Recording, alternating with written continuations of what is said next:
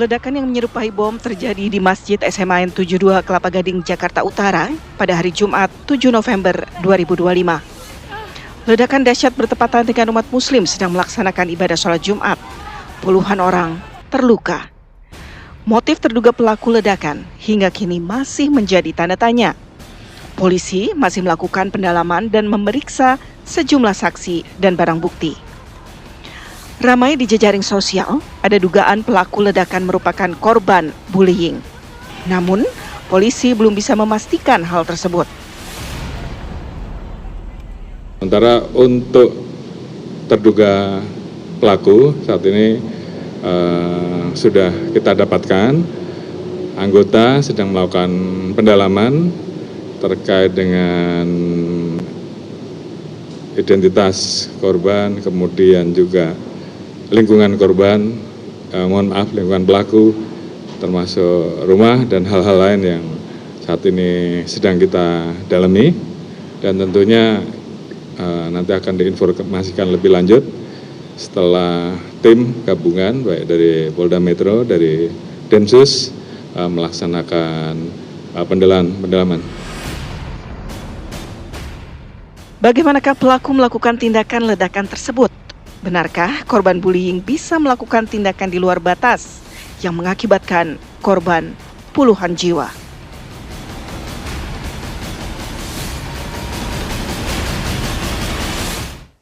Ya, pihak kepolisian sudah mengantongi satu terduga pelaku yang diduga berasal dari lingkungan sekolah itu sendiri, dan muncul dugaan bahwa aksi nekat ini dipicu oleh masalah perundungan atau bullying. Benarkah? Kita akan bahas bersama dengan sejumlah narasumber. Pemirsa, saya akan perkenalkan untuk Anda di studio, semua narasumber kita sudah hadir. Terima kasih sudah meluangkan waktu. Saya akan perkenalkan untuk Anda. Di sebelah kanan saya yang cantik dengan balutan warna ungu sudah ada Ketua KPAI Ibu Margaret Aliatul Maimunah. Selamat malam. Malam, Mbak. Sehat Ibu? Alhamdulillah sehat. Oke. Di sebelah kanannya juga tak kalah cantik sudah hadir psikolog Ajeng Raffiando. Selamat malam Mbak Ajeng. Selamat malam. Nah, di sebelah Mbak Ajeng juga kami hadirkan pemirsa pengamat pendidikan sekaligus juga koordinator nasional P2G Satriawan Salim. Selamat malam Pak Satriawan. Selamat malam Mbak. Dan yang terakhir ini kami perkenalkan narasumber kami ada Komjen Pol Martinus Hukom, mantan Kepala Densus 88 Anti Teror Polri. Selamat malam Pak Martinus. Selamat malam. Assalamualaikum. Waalaikumsalam warahmatullahi wabarakatuh. Kita buka terlebih dahulu dengan Pak Martinus. Pak Martinus, Anda melihat kasus ini perkembangannya sudah disebutkan juga oleh Kapolri, satu terduga pelaku berasal dari lingkungan sekolah itu sendiri dan disebut merupakan pelajar dari SMA Negeri 72 Jakarta. Bagaimana Anda melihat konstruksi kasus ini, Pak Martinus? Oke, terima kasih Mbak. Jadi untuk mendekati kasus ini kita bisa melihat dari 3 aspek. Aspek pertama adalah induksi yang bersifat empiris dari TKP itu sendiri. Kita ketahui di situ ada kekerasan, ada korban, ada pelaku, seperti yang sudah disampaikan oleh Kapolri bahwa ada satu pelaku yang diamankan. Yang kedua, kita melihat dari aspek fenomenologinya, menggali aspek subjektivitas dari pelaku. Dari informasi yang kami dapatkan dari adik-adik saya di Densus yang menangani TKP, ada catatan-catatan dari pelaku yang harus kita gali lebih dalam untuk mengetahui dorongan-dorongan yang mengakibatkan si pelaku ini melakukan kekerasan tersebut. Motif. Dan yang ketiga adalah kita melihat dari aspek ontologi atau definisi dari terorisme itu sendiri. Jadi kalau mendalami 3 aspek ini, saya ingin katakan bahwa pelaku yang hari ini sedang diamankan atau peristiwa itu sendiri, kita tidak boleh terburu-buru mengatakan bahwa itu teroris. Saya lebih mengatakan bahwa ini adalah aspek semacam struggle for recognition. Karena dari aspek subjektifnya, motifnya, kita dapat melihat bahwa ada catatan-catatan di situ yang menjelaskan kepada kita semua bahwa ada sesuatu yang terjadi dalam dirinya dia, terutama berhubungan dengan aspek psikologis. Ada catatan bahwa dia tidak suka dengan bullying, kemudian tidak suka dengan orang grogi, lalu ada juga dia tidak suka dengan orang-orang yang punya sifat kekanak-kanakan. Artinya dia dalam ini sedang diperhadapkan dengan aspek psikologisnya sendiri. Dia sedang ingin mengeluarkan sesuatu yang berbeda dari yang selama ini dia rasakan. Nah itu kira-kira apa ya, potret saya hari ini terhadap kasus itu seperti yang saya gambarkan tadi. Oke, untuk mengkonfirmasi itu kita coba tanyakan ke KPAI. Bu Margaret, KPAI ini kan juga sudah berkoordinasi dengan pihak kepolisian. Apakah benar peristiwa ini terjadi di latar belakangi akibat masalah perundungan? Betul, KPAI sudah berkoordinasi dengan pihak kepolisian yang sudah melakukan penyidikan ya. Dari semalam sampai tadi siang, dari hasil komunikasi kami memang belum bisa disimpulkan dari hasil temuan ya, bahwa ini karena yang bersangkutan adalah korban dari bullying atau perundungan di sekolahnya. Tetapi seorang korban bully sangat mungkin melakukan tindakan-tindakan dan perilaku yang sebagai wujud dari ekspresi atau apa ya, tanda petik mungkin upaya balas dendam atau atas kondisi yang dia terima tapi dia nggak mampu melawan langsung gitu ya. Tapi untuk kasus ini kami dari KPAI belum mendapat jawaban kepastian dari kepolisian kalau ini memang berkaitan dengan si anak menjadi korban bully. Oke, lantas apa yang KPAI soroti dengan terjadinya peristiwa saat ini sambil kita menunggu informasi terbaru dari pihak kepolisian tentunya? Kami terus terang aja 2 hari ini ya, mulai dari semalam itu konsentrasinya masih memastikan kepada anak-anak yang mengalami luka dari kejadian tersebut ya. Ada 96 anak yang mengalami luka yang kemudian dibawa di 5 fasilitas layanan kesehatan. Yang terbanyak memang di Rumah Sakit Islam Jakarta Cempaka Putih ada sekitar 43. Nah hari ini tadi siang ya terakhir ada 14 yang masih dirawat di Rumah Sakit Islam Cempaka Putih, 14 anak yang masih dirawat di Rumah Sakit Yarsi dan 1 orang di Rumah Sakit Pertamina Jaya. Jadi masih ada sekitar 29. Sisanya itu sudah bisa atau sudah dipulangkan lah, meskipun belum dalam kondisi yang sehat betul ya Mbak. Karena apa? Karena sebagian masih ada luka, kemudian terutama ini sebagian besar anak mengalami gangguan pendengaran gitu. Jadi konsentrasi kami masih di memastikan ini dan kemudian kami meminta kepada beberapa pihak yang memang kompeten dan berwenang untuk jangan lupa tidak hanya memastikan kondisi medis anak-anak tapi juga mentalnya. Oke, gitu. Baik. Saya mau ke Mbak Ajeng. Mbak Ajeng, apa yang dikatakan oleh Pak Martinus, struggle for recognition, itu yang ia tangkap begitu dari konstruksi kasus ini. Kalau Anda melihatnya seperti apa? Apakah memang tekanan psikologis bisa menyebabkan seseorang melakukan tindakan-tindakan berbahaya? Oke, kalau kita lihat dari dinamika psikologis pelaku, sebetulnya yang perlu digarisbawahi bahwa tidak semua korban bullying akan menjadi pelaku kekerasan. Oke. Itu yang menurut saya harus betul-betul kita sadari. Oke. Karena ada banyak hal yang menjadi multifaktor kenapa seseorang bisa melakukan tindak kekerasan tersebut.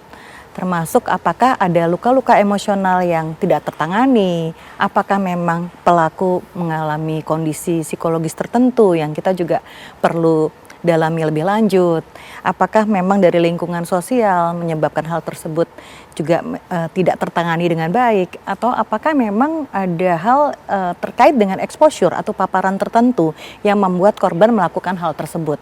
Misalnya dari internet ataupun ada ideologi tertentu yang terus-menerus disaksikan oleh pelaku. Saya rasa memang kita butuh informasi yang lebih dalam lagi mengenai kondisi pelaku sehingga nanti bisa dibuat analisa psikologis yang lebih baik lagi. Oke, saya mau minta analisa dari Pak Satriawan kalau begitu. Menurut Anda dari kasus ini apa yang perlu disoroti, Pak Satriawan? Ya, yang pertama ini menjadi alarm ya bahwa kekerasan di sekolah itu sudah menakutkan, mengerikan gitu ya pada hari ini. Dan ini sudah akumulasi sebenarnya bahwa kita tidak menutup mata di sekolah ataupun lembaga-lembaga pendidikan kita, kekerasan itu cukup tinggi Pak. Apalagi KPAI pasti punya datanya gitu, bagaimana angkanya setiap tahun. Itu yang pertama. Nah berbagai macam aturan memang sudah dibuat oleh pemerintah. Termasuk dalam hal ini misalnya oleh Kemdikbud ya, eranya Pak Nadiem melalui Peraturan Menteri Pendidikan nomor 46 tahun 2023 tentang pencegahan dan penanganan kekerasan. Bahkan waktu itu negara gitu ya, Nadiem Makarim mengakui bahwa ada 3 dosa besar pendidikan. Di antaranya adalah bullying, ya kan? Yang kedua kekerasan seksual, dan yang ketiga intoleransi di sekolah kita. Itu harus kita akui. Jadi bahwa sekarang dengan bentuk yang lain itu satu hal, tapi bahwa substansinya di sekolah-sekolah kita, di lembaga pendidikan kita, ada fakta yang kita tidak bisa pungkiri, yaitu kekerasan itu terjadi. Dan makin ke sini seperti halnya fenomena gunung es gitu. Ada yang betul-betul dilaporkan, ada yang disampaikan ke publik, ada yang di-exposure tadi gitu ya, di-expose maksudnya, tapi ada juga yang ditutup-tutupi gitu oleh lembaga-lembaga pendidikan misalnya gitu. Itu yang pertama. Nah yang kedua, fenomena seperti yang kemarin anak-anak kita di 72 itu, tentu kita sebagai pendidik, kita sebagai orang dewasa berempati ya kepada anak-anak kita, kepada guru, baik kepada korban maupun pelaku sendiri karena usianya masih anak. Fenomena seperti itu sebenarnya di luar negeri seperti di Amerika Serikat bukan hal yang jarang terjadi, justru sering terjadi Pak, yang namanya school shooting itu gitu kan ya, karena di sana ada akses yang relatif terbuka kepada senjata. Pak Martinus pasti lebih paham gitu. Saya pakai data misalnya 2023 350 insiden terjadi, ya kan, tahun 2024 332 insiden di sekolah-sekolah seantero Amerika Serikat gitu. Nah, bahwa di sana anak korban bully, Bu Ajeng, itu mereka lazim membalasnya itu dengan menggunakan tadi teman-temannya ditembak atau gurunya ditembak gitu kan. Seandainya yang terjadi di anak kita di 72 ini adalah anak kita ini korban dari bully gitu kan, tentu ini harus menjadi alarm bahwa anak-anak kita sekarang sudah bisa quote unquote gitu mengimitasi, meniru ya kan teman-teman seusianya mereka dari luar negeri melalui media sosial. Saya tadi iseng-iseng saya coba mencari di Google di YouTube gitu ya, how make a bomb gitu ya pakai bahasa Inggris. Banyak caranya. Di YouTube semudah itu sangat diakses mudah. begitu ya. Tapi kalau pakai bahasa Indonesia agak susah Pak. Tadi saya tanya juga di YouTube bagaimana cara membuat bom, agak susah. Tetapi kalau bahasa Inggris itu sangat gampang sekali gitu. Nah, kami sepakat tadi bahwa ini harus menjadi penanda bagi kita, bagi guru, bagi pendidik, bagi negara. Kita harus mampu, guru-guru, sekolah, dinas pendidikan, madrasah gitu ya, untuk mendeteksi anak-anak kita ini. Ya kan, mendeteksi secara dini, dan itu bagian dari mitigasi.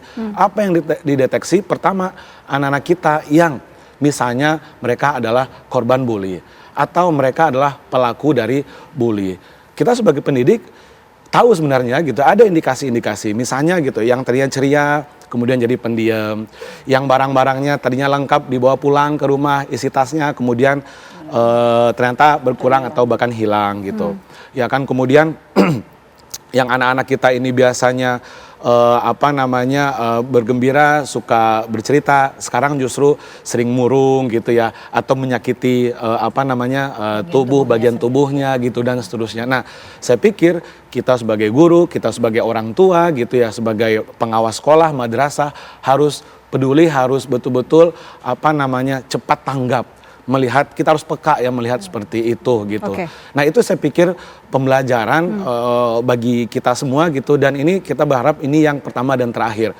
Dan saya sangat sepakat sekali kami di P2G agar pemerintah tegas untuk melarang misalnya gitu ya penggunaan media sosial. Bagi anak Australia itu sudah tegas. Usia 16 ke bawah itu dilarang menggunakan media sosial. Kalau di kita PP Tunas ya, PP nomor 17 tahun 2025 tentang sistem penyelenggaraan elektronik untuk perlindungan anak itu sebenarnya tidak tegas Pak, karena justru memberikan ruang di situ untuk izin dari orang tua. Kalau di Australia tegas melarang anak tidak boleh menggunakan media sosial Pak. Kalau ketahuan anak menggunakan media sosial, justru platform digitalnya itu diberikan sanksi, kalau tidak salah $50 juta. Nah, ini kan efeknya sangat kencang gitu. Nah, kami berharap negara juga memproteksi secara dini supaya tidak ada lagi anak-anak kita yang terpapar konten-konten negatif dari media sosial, diantaranya konten kekerasan, termasuk konten pornografi gitu. Demikian. Saya mau ke Pak Martinus, karena apa yang dikatakan oleh Pak Satriawan ini menarik ya, semudah itu mengakses informasi dari internet untuk melakukan hal-hal berbahaya, ditiru dari negara-negara di luar negeri tentunya, dan melakukan mengaplikasikan itu di dunia nyata. Bagaimana menurut Anda, apakah memang semudah itukah dilakukan? Ya, fenomena yang hari ini kita lihat ya setelah berkembangnya media sosial. Lalu kemudian yang kedua adalah undang-undang yang belum mengatur bagaimana memisahkan antara orang tua dan anak-anak dalam hal menggunakan media sosial. Dan yang ketiga, saya juga ingin menyoroti seorang Bill Gates, dia justru melarang anaknya menggunakan gadget sampai usia 17 tahun. Ini artinya seorang Bill Gates yang mengerti betul tentang media Teknologi, sosial, IT ini, dia memahami betul Bahayanya. bahaya yang akan ditimbulkan oleh media sosial tadi. Lalu kemudian apa yang harus kita lakukan? Yang pertama saya ingin sampaikan bahwa sama seperti beliau tadi sampaikan, kita betul-betul harus mengatur undang-undang yang ketat untuk mengawasi ruang media sosial terutama untuk anak-anak, ruang digital untuk anak-anak. Yang kedua, hal yang lebih penting dari itu adalah bagaimana kita membangun relasi-relasi dalam keluarga. Karena kalau saya potret kembali kasus bullying ini, saya ingin seperti tadi saya sampaikan bahwa anak ini setelah dia mengalami bullying, yang terjadi adalah dia kehilangan kepercayaan diri. Nah, dalam secara teoritis bahwa munculnya self confidence, kepercayaan diri anak itu akibat dari relasi individu antara anak dengan orang tua, antara anak dengan teman, antara anak dengan sahabat, lalu menimbulkan apa yang namanya self confidence. Nah, anak ini sudah pasti barang tentu dia kehilangan itu. Karena setelah, mungkin kita perlu telusuri bersama-sama bagaimana relasi dia dengan orang tuanya, bagaimana relasi dia dengan teman-temannya. Lalu ketika dia mengalami bullying, lalu dia ingin menunjukkan kepada teman-temannya, gua tidak selemah itu, saya tidak selemah itu, saya akan tunjukkan bahwa saya bisa lebih dari itu. Itulah aspek psikologi dia. Makanya saya bilang tadi, struggle for recognition. Dia ingin diakui oleh teman-temannya bahwa saya bisa melakukan lebih, saya punya keberanian. Nah, kira-kira seperti itu. Termasuk juga apa yang menjadi barang bukti dalam senjata mainan yang sudah diamankan oleh pihak kepolisian. Ini seperti ada tulisan yang disebut-sebut menjadi pesan yang sama seperti apa yang terjadi di luar negeri, apa yang ia contoh dan juga ia copy dari film-film di luar negeri. Nah, nanti kita akan bahas usai jeda. Apa kabar Indonesia Malam akan kembali untuk Anda pemirsa sesaat lagi. Tetaplah bersama kami.